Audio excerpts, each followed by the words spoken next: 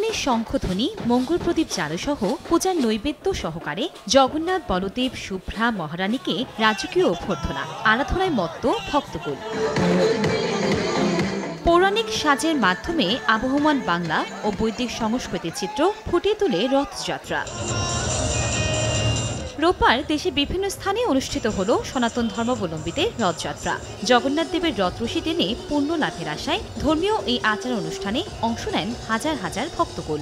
প্রভু জগন্নাথ আজকে ভক্তদের দর্শনে পথে বেরিয়েছেন। যে জগন্নাথকে রথে দেখবেন তার আর পুনর্জন্ম হবে না। জগন্নাথ দেবের কাছে আমার মনের আশা যাতে পূরণ করে সেই জন্য এসেছি। রথ উপভোগ করতেছি, বাংলাদেশের বড় রথ দেখতে আসছি, অনেক ভালোই লাগছে। নতুন জায়গায় এসে নতুন পরিবেশ, অনেক মানুষ, অনেক ভালো লাগতেছে। শোকতাপ দূর হয়ে জগতের সবার জন্য মঙ্গল কামনা করেন ভক্তরা। তাদের বিশ্বাস, এদিন ভগবান সরাসরি রাস্তায় নেমে আসেন ভক্তদের কৃপা করার জন্য। ধর্মীয় সম্প্রীতি রক্ষায় এমন আয়োজনে অংশ নেন জনপ্রতিনিধিরাও। নগদের কাছে সব গ্রাহকই প্রিয়, তাই তো সারা দেশে ক্যাশ আউট চার্জ সবচেয়ে কম। দেশপ্রেমকে, মানুষের প্রতি কর্তব্যবোধকে আরও বেশি সংহত করে।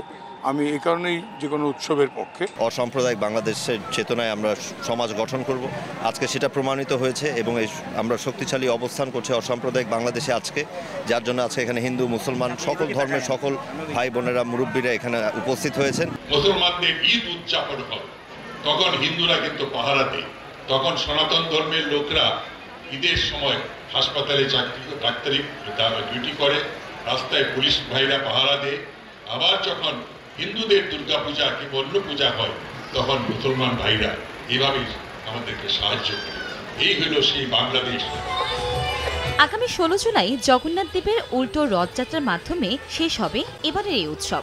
শাস্ত্রমতে ভক্তদের দর্শনদানের উদ্দেশ্যে শ্রী শ্রী জগন্নাথ দেব প্রতি বছর এই তিথিতে আপন আলয় থেকে রথে চড়ে নগর পরিভ্রমণ করে মাসির বাড়ি বেড়াতে যান। 7 দিন পর তিনি আপন আলয়ে ফিরে আসেন, তখন হয় উল্টো রথ।